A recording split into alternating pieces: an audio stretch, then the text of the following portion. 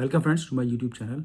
आज मैं एक बहुत इम्पॉर्टेंट चीज़ जो पूरे देश में फैल रही है और जिसकी न्यूज़ आप चारों तरफ सुन रहे होंगे, निपा वायरस के बारे में बताऊंगा। इससे क्योस फैला हुआ है, एक एनार्की हो रही है, लोग जो हैं डरे हुए हैं। ये वैसे ही माहौल लग रहा है जैसे कि कोविड-19 के ज़माने में 2019, 2021 में था, 22 में था। और लोग ट्रैवल करने में डर रहे थे और लोग जो हैं वो बहुत ज़्यादा सहमे हुए थे। उसी तरह का कुछ माहौल नज़र आ रहा है निपा वायरस की वजह से। देखिए, निपा वायरस कोई पहला वायरस नहीं है। तकरीबन 11 आउटब्रेक्स निपा वायरस के हो चुके हैं मलेशिया में, सिंगापुर में, फ़िलिपीन में, बांग्लादेश में, वेस्ट बंगाल में। और ये अब जो अभी 26 जनवरी 2026 में जो आउटब्रेक हुआ है, ये इट्स नॉट अ पैंडमिक। इससे पहले हम ये समझने की कोशिश करें कि पैंडमिक और एपिडेमिक में क्या फ़र्क है। पैंडमिक जो है वो ग्लोबल लेवल पे होता है। ये कन्फाइंड है, एक लोकलाइज्ड एरिया में है और इसका ट्रांसमिशन रेट जो है वो इतना फास्ट नहीं है जितना कोविड-19 के था। बहुत से लोग कंपेयर कर रहे हैं कि कोविड-19 की तरह ये फैल रहा है, लोग मर रहे हैं। नहीं, अभी तक चंद डेथ्स हुई हैं, है ना। 1998 में जो मलेशिया में जो हुआ था, ये फैला था, ये निपा आउटब्रेक हुआ था, उसमें करीब 100 डेथ्स हुई थी। इसी तरह फिर बाद में और फ़िलिपीन में, है ना, बांग्लादेश में, सिंगापुर में हुए, उसमें 100-150। मतलब इसमें ऐसा नहीं कि लाखों के हिसाब से लोग मर रहे हैं। एक एक क्योस, एक तो इसमें पैनिक की ज़रूरत है। ये वीडियो मैं इसलिए बना रहा हूँ कि बहुत से लोग पैनिक हैं, निपा के नाम पे, निपा वायरस के नाम पे पैनिक हो रहे हैं।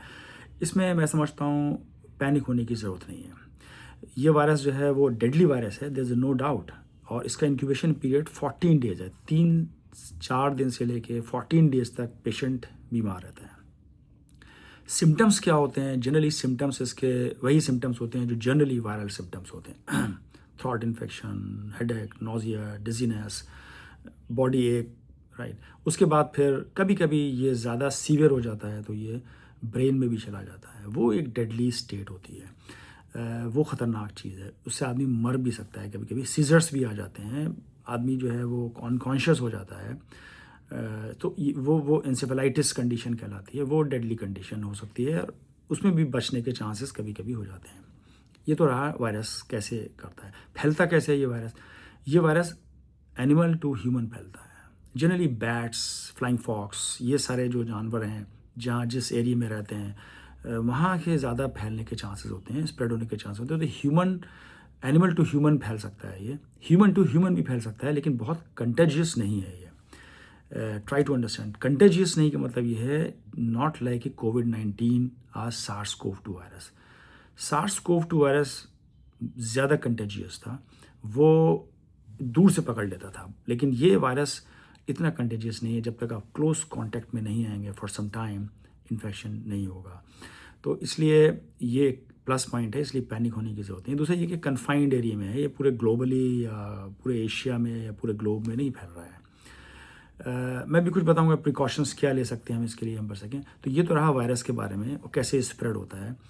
एनिमल्स को अवॉइड करें, एनिमल्स के करीब ना जाएं। जहाँ बैट्स वगैरह हैं या फॉक्सेस हैं, फ्लाइंग फॉक्सेस हैं, उनको, उस एरिया को अवॉइड करें, वहाँ से मूव भी कर सकते हैं और अपने आप को सेफ रखें। दूसरी चीज़ ये है कि फ्रूट्स और वेजिटेबल्स के थ्रू ये फैलता है, क्योंकि ये एनिमल्स जो होते हैं, फ्लाइंग एनिमल्स, बर्ड्स और आपके बैट्स स्पेशली, ये इनके फेसेस, यूरिन और इनका जो सलाइवा है वो इन फ्रूट्स पे कभी कभी रहता है और उन फ्रूट्स को जब हम यूज़ करते हैं, कंज्यूम करते हैं, तो वो हमारे अंदर चला जाता है। लिहाजा उन फ्रूट्स को, whenever we handle these fruits, उनको हम प्रॉपर वॉश करें, अच्छी तरह वॉश करें, साफ़ करें उसको, है ना। उसके बाद हम उसको खाएं, चाहे वो सब्ज़ी हो, वेजिटेबल हो, या वो फ्रूट्स हो, दोनों को हम बहुत केयरफुली साफ़ करके खाएं। सफाई का ख्याल करें, रखें, सैनिटेशन का ख्याल रखें अपना, और वाटर का ख्याल रखें। साफ़ पानी पिएं, गंदा पानी ना पिएं, उससे भी फैलने के चांसेस हो सकते हैं। तो ये सारी प्रिकॉशंस अगर हम लेंगे तो पैनिक होने की ज़रूरत नहीं है, क्योंकि पैनिक होने से आदमी के अंदर और स्ट्रेस आता है, स्ट्रेस से इम्यूनिटी वीक होती है और फिर चांसेस ज़्यादा होते हैं।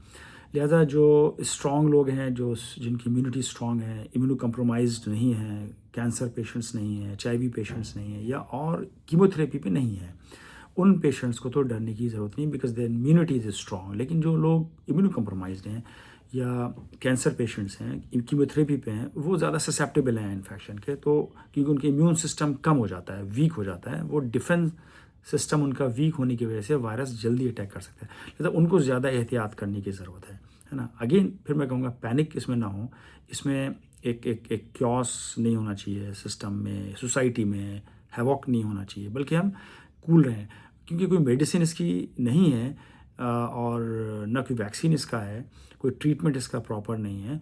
लेकिन ये कि घरेलू ट्रीटमेंट हम अगर हमें थोड़ा महसूस हो वायरल इन्फेक्शन, तो गर्म पानी का इस्तेमाल, गार्गिल, स्टीम करके हम सिम्टम्स को थोड़ा सबसाइड कर सकते हैं, और उससे किसी हद तक वायरस ने जो अटैक किया है वो भी हमारा हाई टेम्परेचर पे डाउन हो सकता है। तो ये रहा निपा वायरस के बारे में, और मैं समझता हूँ कि ये वीडियो इम्पॉर्टेंट है, इसको अवेयरनेस पॉइंट ऑफ व्यू से हम लोगों को बताएं ताकि लोग परेशान ना हों और बचने की पूरी कोशिश करें, है ना। सफाई सुथराई, क्लीननेस, हाँ ट्रैवलिंग भी करने से हो सकता है, बिकॉज अगर हम उन एरिया में ट्रैवल कर रहे हैं जहाँ ये ऑलरेडी एपिडेमिक है, जहाँ एंडेमिक है, जहाँ जिस एरिया में फैला हुआ है, तो वहाँ हम अवॉइड करें जाने से, हैं। और वहाँ के अगर लोग हमारे यहाँ आ रहे हैं या वहाँ के लोग कहीं और ट्रैवल कर रहे हैं, तो उनसे मिलें, तो ज़रा केयरफुल हों कि मिलें, मास्क वगैरह लगा लें, ताकि हमें मालूम है अगर कोई बंदा कैलकाटा से या वेस्ट बंगाल से आ रहा है तो दे मे बी 1% या 2% chance of carrying that virus. तो ह्यूमन जो है वो कैरियर है इसका, और human to human transmission common है और इससे फैल सकता है, लिहाजा उसको हम अवॉइड करें। तो कंक्लूडिंग मैसेज मेरा इस वीडियो में यही है कि हम नंबर 1 पैनिक ना हो, कोई स्ट्रेस में नहीं है, और अपने जो है वो अपने आप को सफाई सुथराई, खाना पीना साफ़ सुथरा करें, फलों को, गंदे फलों को, सड़े फलों को, या जिस फलों पे दाग लग जाते हैं उन फ्रूट्स को जो है अवॉइड करें, उसको ना लें, या जो फल बहुत ज़्यादा पके गल जाते हैं उनको अवॉइड करें, और साफ़ सब्ज़ी वॉश करके, साफ़ फ्रूट्स वॉश करके अपना कंज्यूम करें, और हेल्दी रहें, स्ट्रेस फ्री रहें, और बहुत ज़्यादा ट्रैवल उन एरिया में नहीं करना है जिन एरिया में ये एंडेमिक हो रहा है। और इस तरह हम अपने आप को बचा सकते हैं, अपनी फैमिली को बचा सकते हैं, और अपने सारे परिवार को, अपने सारे सोसाइटी को बचा सकते हैं। मैं समझता हूँ ये वीडियो बहुत इंपॉर्टेंट है, इसको मैं और वीडियोस बताऊंगा इसमें कैसे कैसे हमें क्या डिटेल इसकी, बट ये अभी हम हमारे लिए, क्योंकि अगर हम इससे बच जाएंगे तो हमें और सेकेंडरी इन्फेक्शंस होने के चांसेस कम होंगे, और फिर हमारी वही हम ड्रग रेजिस्टेंस की जो बात करते हैं बार बार, वो हम अवॉइड कर सकते हैं। वरना अगर सेकेंडरी इन्फेक्शन होगा तो हमें एंटीबायोटिक्स लेना पड़ेंगी तो ड्रग रेजिस्टेंस फिर बढ़ेगा। लिहाजा मैं समझता हूँ ये वीडियो इंपॉर्टेंट है, आप इसको प्लीज़ शेयर करिए और लोगों तक पहुँचाइए। Thank you very much.